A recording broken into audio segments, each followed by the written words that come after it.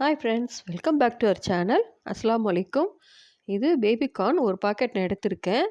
இதில் வந்து finger fry பண்ணலான்ட்டு இப்போ ஒரு பாக்கெட் நம்ம பேபிகார்னை எடுத்துக்கலாம். இதை வந்து நான் 4 பீசஸாக குறுக்கு வாக்கில் இந்த மாதிரி நான் 4 வெட்டி எடுத்திருக்கேன். இப்போ அதுக்கு ஒரு சின்ன துண்டு எலுமிச்சை பழம் எடுத்திருக்கேன். ஒரு ஸ்பூன் அளவுக்கு இஞ்சி பூண்டு பேஸ்ட், ஒரு ஸ்பூன் வந்து மிளகாய்த்தூள், இது கொஞ்சமாக 1/4 டீஸ்பூன் வந்து கரம் மசாலா, இப்போ தேவையான உப்பு, கொஞ்சம் தயிர், இதுதான் தேவை. இப்போது இந்த எடுத்து வச்சுருக்க பொருளை மேரினேட் பண்ணி வச்சுக்கலாம். பேபிகார்னோட கொஞ்சமாக லெமனை அதோட சேர்த்து கலந்துக்கலாம். இப்போ அதுக்கு தேவையான அளவுக்கு உப்பு வந்து ரொம்ப போடணும்னு அவசியம் இல்லை. அதனால் கொஞ்சமாக உப்பு போட்டுக்கலாம். அப்போ தான் உப்பு ரொம்ப ஆகாமல் இருக்கும். அப்புறம் கொஞ்சமாக நான் தயிர் சேர்த்துக்கிறேன். கொஞ்சமாக தயிர் போடாட்டி ஒன்றும் பிரச்சனை இல்லை. என்கிட்ட இருந்தனால கொஞ்சமாக நான் சேர்த்துக்கிட்டேன். இப்போது அதை நல்லா மிக்ஸ் பண்ணி வச்சாச்சு. இப்போ இந்த கிண்ணத்தில் 3/4 கிண்ணம் அளவுக்கு கார்ன்ஃப்ளவர் எடுத்திருக்கேன். இப்போ ஃபுல் கிண்ணம் அளவுக்கு நான் வந்து மைதா எடுத்திருக்கேன். ஆல் பர்பஸ் ஃப்ளார் இது. அடுத்தது கொஞ்சமாக மிளகாய்த்தூள், கொஞ்சமாக உப்பு. இது ரொம்ப கம்மியாக கரம் மசாலா தூள். இந்த மிக்ஸு வந்து நம்ம ஏற்கனவே நான் காமிச்சிருக்கேன் இல்லையா, ஹாப்பிமா ஃப்ரை மிக்ஸு, அதே தான் இது. அதில் வந்து கடையில் விற்கிற மாதிரியே இது செஞ்சுக்கலாம் நம்மளே வீட்டில். அதில் இல்லாதது வந்து நம்ம இந்த மிக்ஸில் இல்லாதது கொஞ்சமாக அஜினோமோட்டோ ஒரு பிஞ்சு சேர்த்தோம்னா அதே டேஸ்ட் நமக்கு கிடைக்கும். நம்ம அஜினோமோட்டோ சேர்க்க போகிறதில்ல, வெறும் இப்போ இந்த மாவு மட்டும்தான். இப்போது இந்த மாதிரி ஒரு அகலமான பிளேட்டில் இப்போ அந்த மாவை நல்லா நம்ம மிக்ஸ் பண்ணி வச்சுக்கலாம். வச்சுட்டு இந்த மாதிரி ஒரு இடுக்கி மாதிரி டாங்ஸ் ஒன்று எடுத்திருக்கேன். அதில் வந்து கையால் நம்ம வந்து எடுத்து போடும்போது நம்ம கையில் இருக்க ஈரத்தால் அந்த மாவு ஃபுல்லாக ஒட்டிக்கும். அப்போ அந்த மாவு ஃபுல்லாக வேஸ்ட்டாக தான் ஆகும். ஒட்டுனதை ஒன்றும் பண்ண முடியாது. அதனால் இந்த மாதிரி நம்ம எடுத்து அதில் மிக்ஸ் பண்ணும்போது, இல்லாட்டி ஸ்பூனில் கூட நம்ம எடுத்து இந்த மாவோடு போட்டு நம்ம இது மிக்ஸ் பண்ணிக்கலாம். இப்போது ஒவ்வொரு கார்னையும் அந்த மாவு நல்லா கோட் ஆகிற அளவுக்கு நல்லா நம்ம போட்டு மிக்ஸ் பண்ணி எடுத்துக்கலாம்.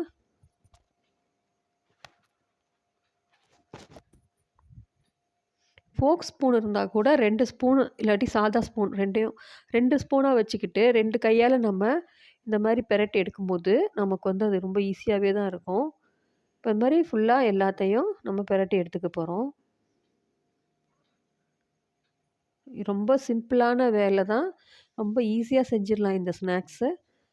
வீட்டில் இருக்கும்போது பிள்ளைங்களுக்கு இதை செஞ்சு கொடுக்கும்போது ரொம்ப ஜாலியாக நல்லா சாப்பிடுவாங்க. பசங்களுக்கு இதெல்லாம் ரொம்ப பிடிக்கும். இதுக்கு வந்து மயோனைஸ் வச்சும் சாப்பிடலாம். இல்லைன்னா டொமேட்டோ சாஸ் வச்சு கூட சாப்பிட்டுக்கலாம். எல்லாத்தையும் ஃபுல்லாக கோட் பண்ணியாச்சு.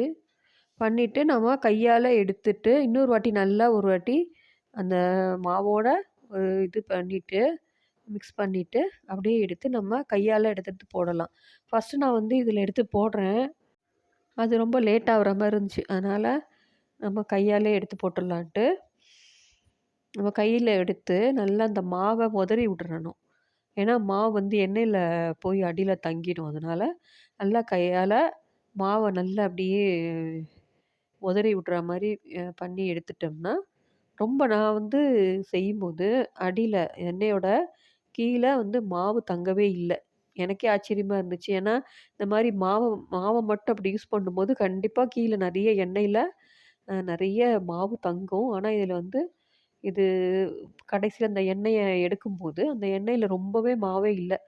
அதுவே எனக்கு ரொம்ப ஆச்சரியமாக இருந்துச்சு.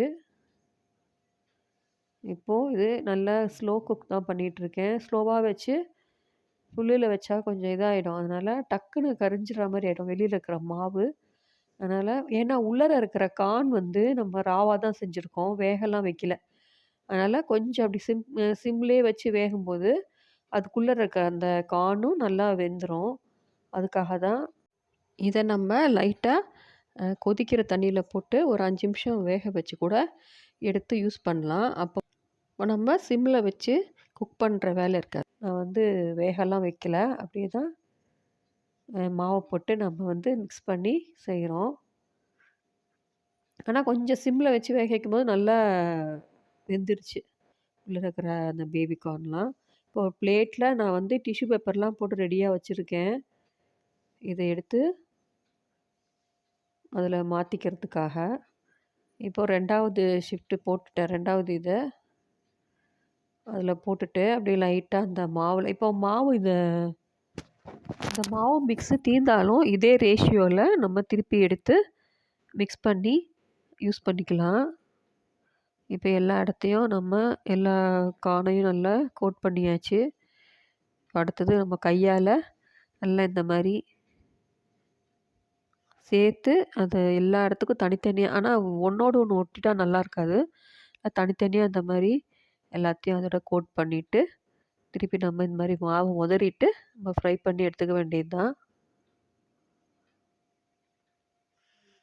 நான் ஸ்லோவாக வச்சு பண்ணனால ஃபஸ்ட்டு வாட்டி போட்டதே இவ்வளோ நேரம் வெந்துச்சு.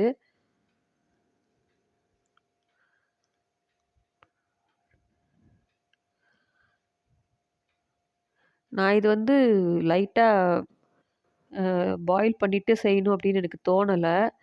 இன்னொரு வாட்டி பண்ணும்போது அந்த மாதிரி ட்ரை பண்ணி பார்க்கலான்னு நினைக்கிறேன்.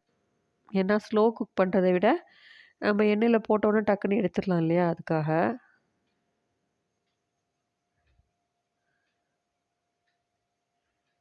இப்போ இதையும் நம்ம அந்த ஆயிலில் போட்டு ஃப்ரை பண்ணிக்கலாம்.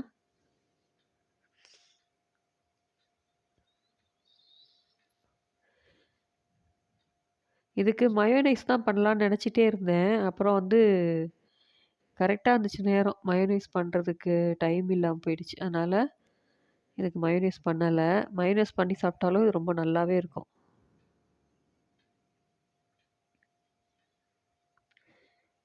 நான் மாவு தீர தீர திருப்பி இன்னொரு வாட்டி இன்னும் கொஞ்சம் போட்டு நான் திருப்பி மிக்ஸ் பண்ணி எடுத்துக்கிட்டேன்.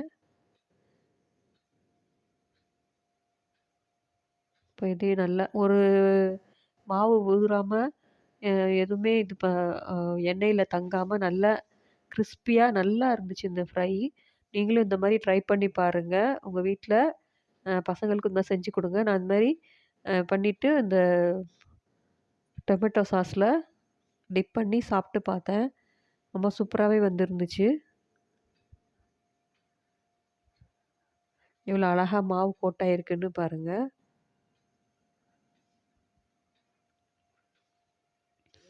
அழகாக மாவு வந்து அப்படியே ஒரு கோட் மாதிரி ஆகி தனியாக கலண்டே வந்துருச்சு. அது எடுத்து காட்டலான்னு பார்க்குறேன். அது எடுக்க உள்ளார போய் விழுந்துருச்சு. அதனால் அதை எடுக்க முடியல. பாருங்கள் உள்ள அழகாக கோட்டாகி ரொம்ப டேஸ்டியாக இருந்துச்சு. நீங்களும் இந்த மாதிரி ட்ரை பண்ணி பார்த்துட்டு எப்படி இருந்துச்சுன்னு கமெண்ட்ஸில் சொல்லுங்கள். என்னோடய சேனலை சப்ஸ்கிரைப் பண்ணுங்கள், சப்போர்ட் பண்ணுங்கள்.